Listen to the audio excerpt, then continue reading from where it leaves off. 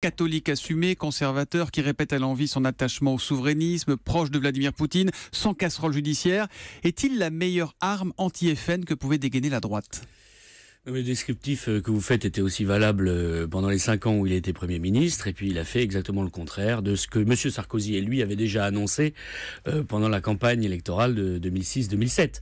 Donc on est habitué, si vous voulez, à ce que la droite gonfle un peu le torse, bombe le torse et montre un peu ses muscles en période de campagne électorale, de pré-campagne en particulier. Et puis une fois qu'elle est au pouvoir, elle fait la politique de la gauche, parfois pire même que la politique de la gauche. Donc moi je pense qu'il va falloir désenfumer sur tous ces sujets et rappeler quel est le bilan catastrophique de M. Fillon au pouvoir, 600 milliards de dettes supplémentaires, l'explosion du chômage, 200 000 immigrés par an supplémentaires, des activités contraires à la laïcité. Je veux dire, il avait fait cette fameuse circulaire qui permettait de décaler des examens en fonction des religions. Bon, on n'avait jamais vu ça dans la République française. On n'avait jamais vu non plus un Premier ministre qui allait inaugurer des mosquées comme il l'a fait à Argenteuil.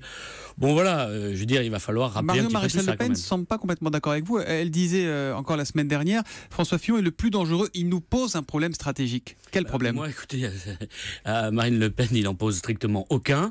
En plus de ce dont je viens de vous parler, il y a tout l'aspect économique et social de son projet, dont ses amis parlent le mieux d'ailleurs. Écoutez, c'est ça la vraie différence entre le Front National et François Fillon aujourd'hui, c'est l'économique et le social ? Monsieur Madeleine, qui est un libéral convaincu, qui nous explique que le programme est une véritable purge, que c'est un libéralisme antisocial. Monsieur Guénaud nous explique qu'il va abandonner, délaisser les classes moyennes et populaires. Je crois d'ailleurs que Monsieur Guénaud a raison. Il y a un programme qui est en effet extrêmement inquiétant dans le domaine d'abord de la hausse de la fiscalité.